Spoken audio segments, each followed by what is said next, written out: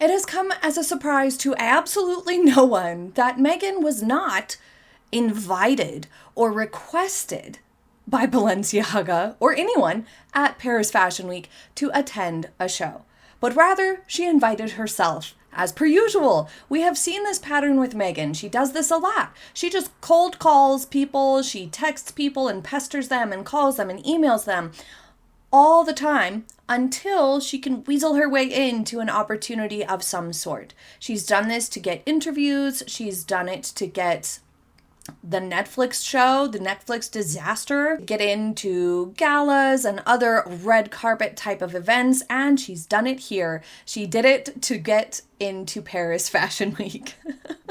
And in a delicious twist, it was someone else who leaked it or divulged it to the press, revealing to the world this fact, not Meghan herself. So she didn't even get to remain in control of the optics of the whole thing because Pier Paolo himself, we have an update on the situation. He had an interview with The Cut because he is the new creative director for Balenciaga. And that is a big deal for him in his career because he was with Valentino for like 20 years, 25 years. He's been with them for a very long time, and so it was significant.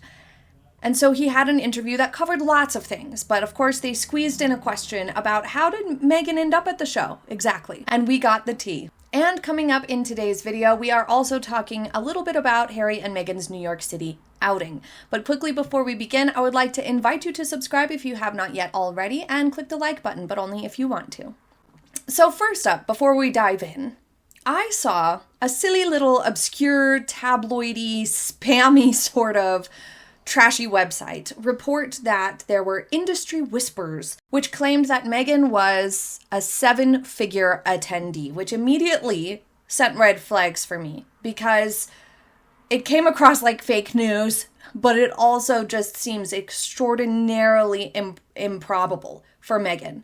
Let's be real. The Meg is not known for her fashion acumen or her style. As much as she's been saying that this year, she's known for making embarrassing mistakes, for having a hard time walking gracefully. She does not have the gliding model step that you would expect. No, she lurches.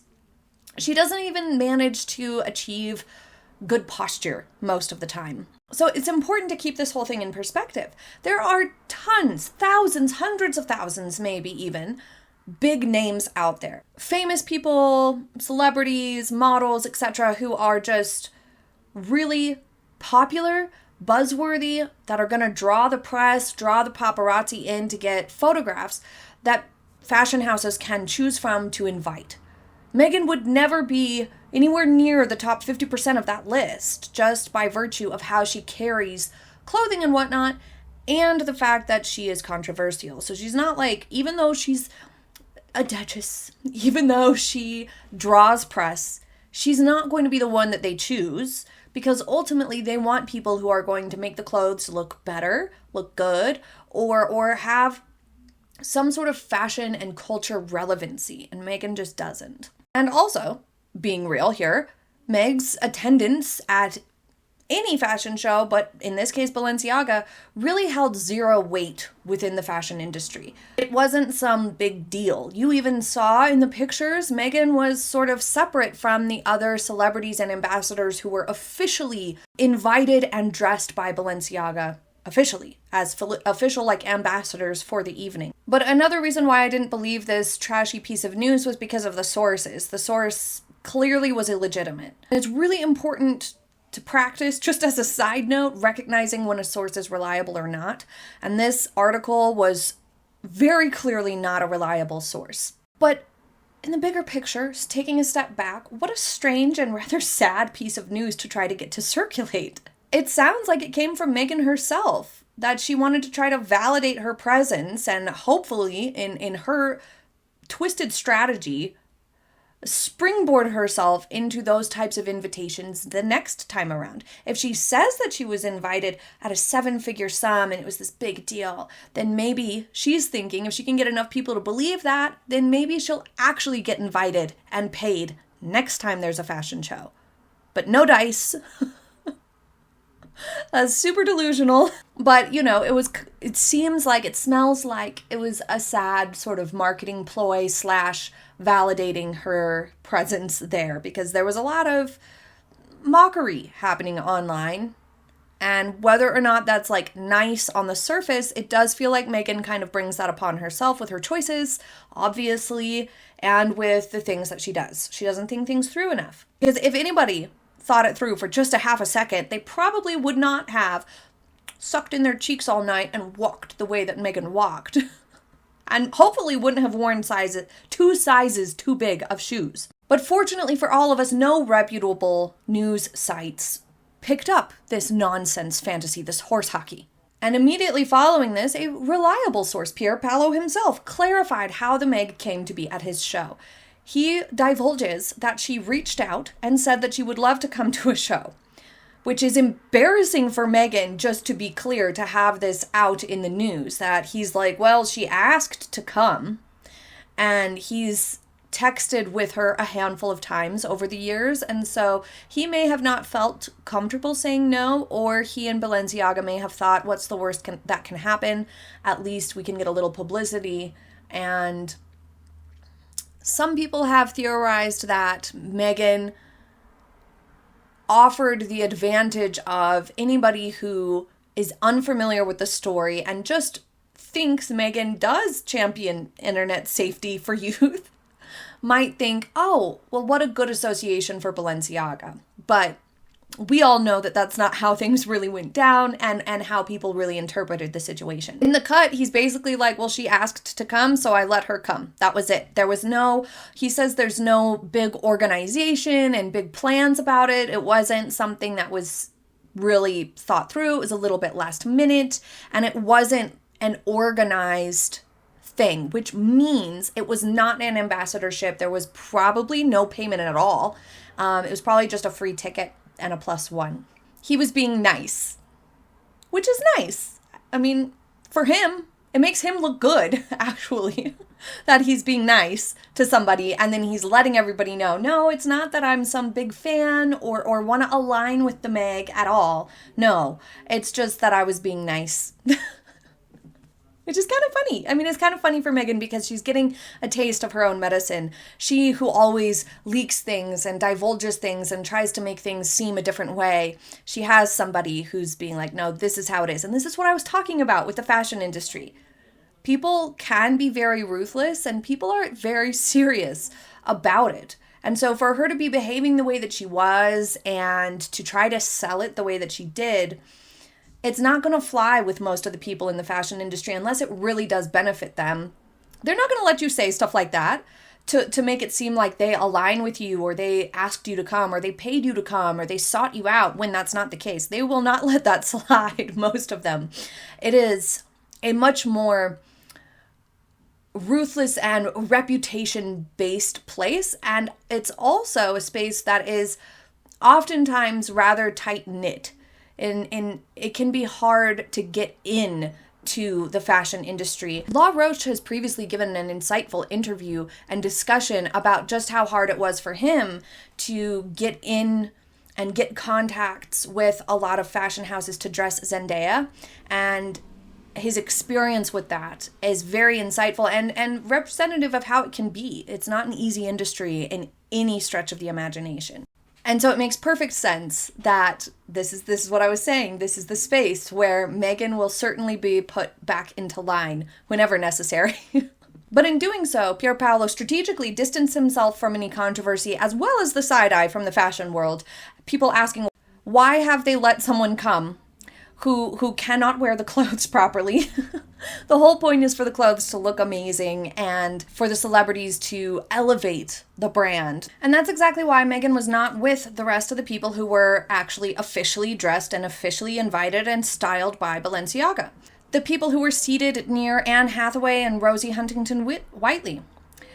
The Meg was separate from them, in part because she wasn't an official celebrity invite by the brand. It was more of a personal favor or courtesy for him to allow her to come, and he graciously sent her something to wear, but also because, like I said, she's just not in the same caliber in the fashion world as she thinks she is, but as the rest of these celebrities are. And also her statement, her way of trying to sell this outing was that she's like a longtime admirer of his work and stuff like that. It made it feel a lot more like they were friends, is how she tried to frame it, which now that we know more, feels a little stalkery, to be honest. Like she was pestering him and has been kind of texting him unsolicited for years, is what that sounds like to me now that we have more context. And I'm not surprised in the slightest that the Meg was the one who invited herself along, and that the Meg is the one who has been trying to keep in touch with this guy for years, desperately trying to get an ambassadorship.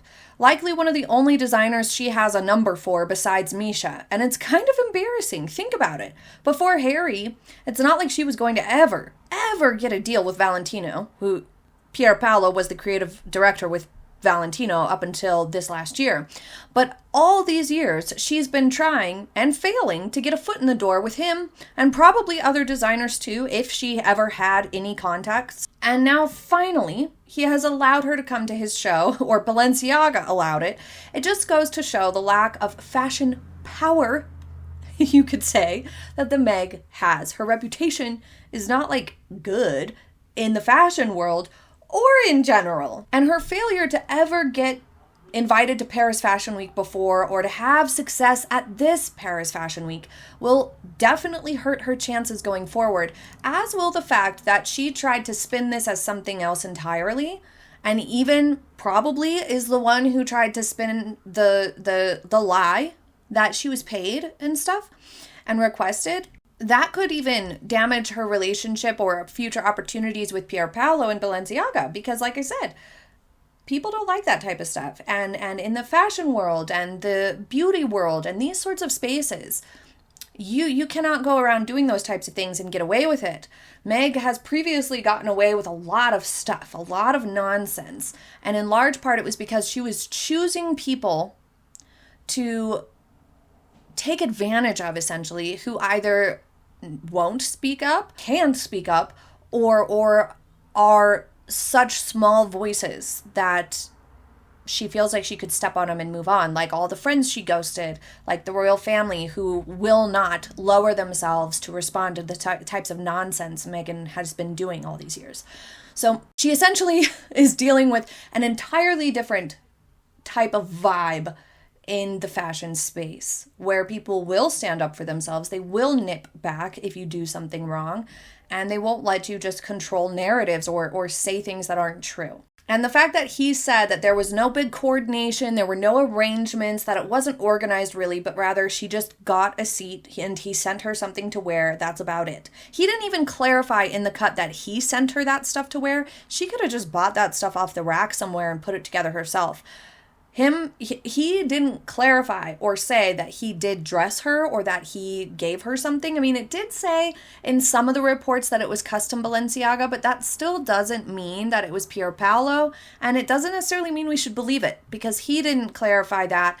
And now that we know Meghan has been fudging the truth and trying to spin stories, there's no reason to believe that it was a fresh custom piece sent over for Meghan to try or to wear. And so the fact that he has made it clear that it was more of a personal favor than any sort of an official capacity. And like I said, it's kind of funny, and it's also to be expected. It wouldn't have made sense any other way.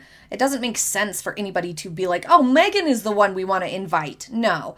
We all knew that she was fishing for an invite to a fashion week for the last few years. And now it's quite embarrassing for Meghan to have everybody know that it wasn't an official invitation, that nobody sought her out. She wasn't requested to come, but she asked, and she inserted herself once again. That's her MO. If she doesn't insert herself into things, I wonder if she would ever get invited to stuff. And this shows the downside of pestering and trying to push your way in. I mean, there is being motivated and putting yourself out there and trying to create opportunities for yourself. And that can be a really good thing. It really can. And there's good reasons to try to find a way in, or someone who will actually pick up the phone. And in business and in show business, this happens a lot. People try to push themselves out there because they're like, no, I can do this, or I deserve a chance, or I have a great idea and I just need somebody to hear it. There's good reasons to do that, but there is always the downside that you're going to annoy people who may then in the future want to avoid you because you were so annoying before, for example. So you have to be careful. And in Meghan's case, the way that she does it, where she's pestering people and pushing her way into spaces where she doesn't belong or have experience, and then on top of it, she doesn't behave as a newbie who's there to learn and just happy to be there and grateful. No, she takes advantage. She tries to spin the story and make it seem like she was invited when she wasn't. And she acts like a fool and she looks like a fool. So then it backfires on Meghan. Because if you don't know your role and you get yourself into situations where you don't belong and you end up making a fool of yourself, it doesn't go well. It backfires on you. It reflects poorly on you. If you do know your role and you stay in your lane, things do go better. And I'm not saying don't ever try anything new. No. But if it is something new, then be the newbie. Be a learner. Show up with a different vibe. Don't pretend. And this whole outing of Meghan felt full-on pretender. But let's move on to the gala in New York City, the Project Healthy Minds Gala. I have some things to say about this. This gala is only in its second year. I have done some digging. Their goal is to make the gala a big fundraising opportunity, which makes sense. This is not uncommon for nonprofits. But this means also that Harry and Meghan are only the second recipients of this award, the Humanitarian of the Year by Project Healthy Minds. Last year's recipients were people who literally fund Project Healthy Minds in large part. They are one of the biggest personal private donors rather than company donors or corporations. They are, if not the largest, one of the largest private donors and funders of Project Healthy Minds. The rest of the funding largely comes from corporations and businesses who can, for a $50,000 donation, say that they are part of the Project Healthy Minds coalition and therefore appear as though they care about mental well-being. It's kind of like getting a little sticker on their business website that says, look, we're doing something for mental health initiatives, without having to actually do anything. They just donate and then they get to say that they are part of this coalition. So that in and of itself is a little bit sus. Because it doesn't come along with any sort of training or education or requirements of benchmarks needing to be met. It's just kind of like you can buy this coalition membership to make it seem like you're caring about and doing something about mental health. And I mean, $50K for a large corporation is change. It's not that much. So anywho, the point is that it's not exactly a super prestigious event at this point in time. It may be in the future. It's in its infancy, but it's at this time not a particularly prestigious award. And given that the only other recipient is one of Project Healthy Minds' biggest private donors, it means that it's likely that Archewell, bought the award. That is a likely possibility. Also, it's important to note that this organization, Project Healthy Minds, have publicly stated that their current strategy is to bring in high-profile figures to destigmatize mental health. So there's these other motives as to why they have chosen the Sussexes. It's not necessarily for any specific work, if you catch my drift, which I also dug a little deeper on. But regardless, before we get to that, it was a controversial choice. And it was met with mixed reactions to give this Humanitarian of the Year award to Harold and the Meg. But the negative response to it was much, much bigger than any sort of praise. There was very little, actually no praise that I could find for this choice in the media. And it's largely because Harry and Meghan are viewed as bullies themselves, using Oprah and Netflix and Spare and countless other interviews to bully previous staff members, journalists, and family members is bullying behavior, plain and simple. In large part because they lied. But even if they hadn't, make no mistake, claiming that other people were ist to you, and then later taking it back years later, briefly, swiftly, kind of sweeping it under the rug, we never said that when they did. That is bullying right there. Lying about things that implicate other people is bullying. Just because Harry and Meghan weren't on social media and doing it on social media doesn't make them any less of a troll.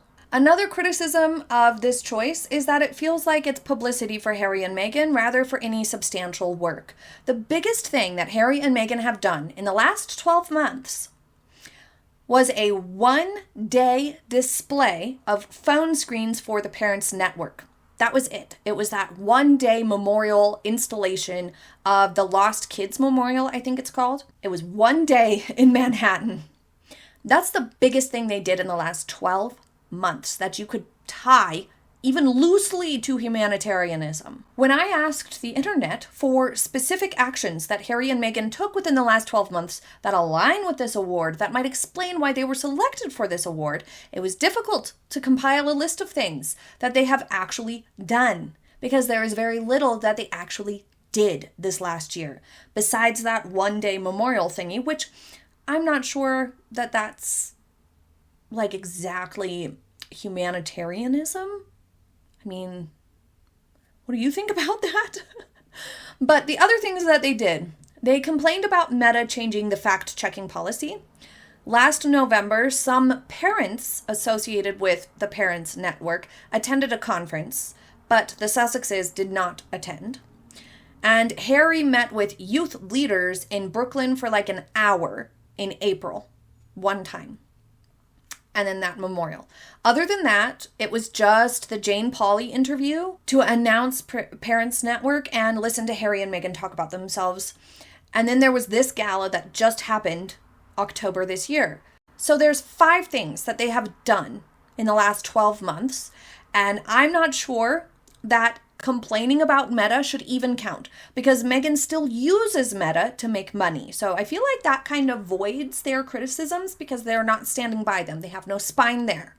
They're going to complain about it, but still use Meta. Okay. But they barely did anything this last year at all that would align with this award in any way, shape, or form. And this lack of a track record is not only why people think that they didn't deserve the award, but it's another example of Meghan and Harry not being able to juggle true, valuable humanitarian work with their failing ventures like As Ever and With Love Meghan and whatever else nonsense they're trying to get up to behind the scenes. This is proof. They're not capable of doing both. The Queen was right. Not that there was any doubt. But we're going to talk a little bit more about this mental health week stuff and the Project Healthy Minds stuff and Harry and Meghan's presence there in an upcoming video. So be sure that you're subscribed so you do not miss it, because I have more tea for you in that video. Thank you for joining me today. I hope you enjoyed today's video, and I will see you next time. Have a happy day. Bye.